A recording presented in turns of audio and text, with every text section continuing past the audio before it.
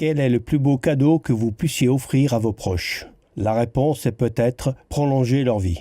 Aujourd'hui, la vie s'est accélérée et la qualité de la santé est devenue une priorité. C'est un sujet qui nous touche.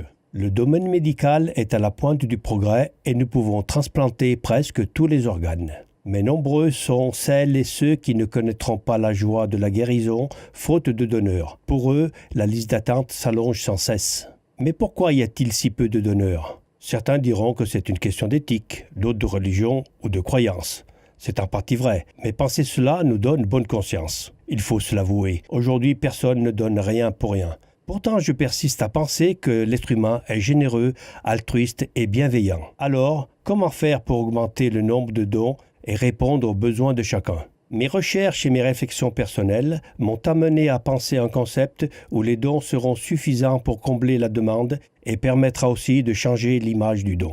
Aujourd'hui, le receveur est le seul véritable bénéficiaire de la transplantation. Nous pouvons dire « je donne, tu reçois, il paye ». Je parle ici de l'État. Mon concept réunit le donneur, le receveur et l'État dans un contexte gagnant-gagnant. À ce jour, le donneur sauve une vie, parfois des vies, et les proches du défunt ont le sentiment ou l'illusion, selon leurs croyances, qu'il revit quelque part. Demain, je voudrais qu'une loi soit promulguée et qu'il soit créé le registre national du oui, pour que chaque donneur, en s'inscrivant, puisse avoir le droit d'inscrire également 3 personnes chères à son cœur et qu'elles puissent avoir la garantie d'une priorité absolue en cas de transplantation. Ceci après qu'il ait offert ses organes. Avec l'assurance de cette garantie, le donneur, même le plus humble d'entre nous, laissera un bien inestimable à offrir en cas de besoin, car redonner la vie nous fait sentir utile. Cela permettrait au personnel médical de gagner un temps précieux au moment des transplantations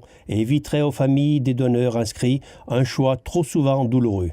Et si dans un avenir proche, la société et la loi acceptent les suicides assistés médicalement, ces personnes auront également le choix d'offrir leurs organes. Je fais le souhait que notre pays soit le précurseur de ce concept et qu'il soit imité par d'autres. Il est écrit « Donne et il te sera donné ». En offrant mes organes, je sauve un inconnu aujourd'hui pour sauver mes êtres chers demain. Imaginez les répercussions possibles. La liste d'attente va diminuer jusqu'à être résorbée par l'afflux des nouveaux donneurs. Cela évitera que ces personnes pleines d'amour offrent un rein à leurs proches et qu'elles puissent garder le leur. Nous verrons même le trafic d'organes diminuer. Je n'oublie pas les économies colossales que fera l'État chaque année. Certains pensent la situation insoluble. Moi, je crois en ce concept et le réaliser dépendra du bon sens des décideurs. Et les décideurs, ce sont vous et moi. Alors, quel sera le plus beau cadeau que vous offrirez à vos proches ?